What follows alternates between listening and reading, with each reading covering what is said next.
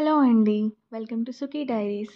So it's Sunday afternoon after Shravana మాసం lunch scenes.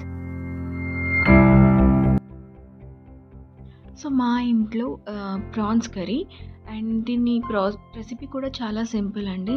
First ఇలా clean చేసేసుకున్న తర్వాత నేను నా స్టైల్‌లో అల్లం వెల్లుల్లిపాయ పేస్ట్ రెడీ చేసుకున్నాను. ఏమీ లేదు దాంట్లో జస్ట్ 2 గ్రీన్ చిల్లీస్, జీరా, సాల్ట్, హల్దీ ఇవన్నీ యాడ్ చేసి అండ్ ధనియా పత్తి ఇవన్నీ యాడ్ చేసి చిన్న పేస్ట్ కింద రెడీ చేసుకొని ఏదైతే నేను క్లీన్ చేసుకున్నానో ప్రాన్స్ అండ్ సారీ మర్చిపోయాను ఫిష్ కూడా తెచ్చుకున్నాం.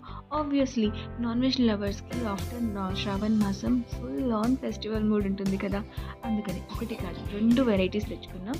సో ఫిషెస్ అండ్ ప్రాన్స్ 2 నేను క్లీన్గా చేసేసుకొని దాన్ని మ్యారినేట్ చేస్తాను. సో ఫస్ట్ వచ్చేసి నేను ఫిష్ మ్యారినేట్ చేస్తున్నాను. ఆయిల్లో కొంచెం సాల్ట్, మిర్చి పౌడర్, అల్లం వెల్లుల్లిపాయ పేస్ట్ అయితే నేను రెడీ చేసుకున్నాను అండ్ కొంచెం బియ్యం పిండి, చిన్నది హల్దీ అండ్ కొంచెం గరం మసాలా అండ్ కొంచెం లెమన్ ఇవన్నీ వేసి బాగా నేను కలుపుకొని ఫ్రిడ్జ్లో పెట్టేసుకున్నాను. అండ్ నెక్స్ట్ ప్రాన్స్ కూడా సేమ్ అంతే, కాకపోతే నేను బియ్యం పిండి యాడ్ చేయట్లేదు ఎందుకంటే ఫిష్ నేను ఫ్రై చేయాలని నేను దాన్ని మ్యారినేట్ చేశాను అండ్ ప్రాన్స్ నేను ఫ్రై చేయను, ప్రాపర్ సబ్జీ చేసుకొని నేను తిందాం అనుకుంటున్నాను.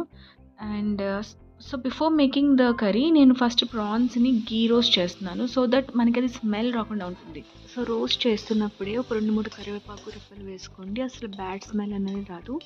సో రోస్ట్ చేసి నేను పక్కకు పెట్టేసుకున్నాను అండ్ దాంట్లోనే కొంచెం ఆయిల్, జీలకర్ర అండ్ తేజ్పత్తా, బిర్యానీ ఆకు వేసి కొంచెం వేపి అండ్ ఆనియన్స్ యాడ్ చేసేసాను. సో ఆనియన్స్ తొందరగా గోల్డెన్ ఫ్రై అవ్వడానికి కొంచెం సాల్ట్ అండ్ హల్దీ కూడా వేసేసాను. హల్దీ ఎందుకు వేసానంటే తర్వాత కర్రీలో పచ్చి స్మెల్ రాకుండా ఉండడానికి నేను ముందే యాడ్ చేసేసాను. సో ఏదైతే నేను అదరక్ పేస్ట్ రెడీ చేసి పెట్టుకున్నానో దాంట్లోనే కొంచెం వాటర్ వేసి అది కూడా యాడ్ చేసేసా.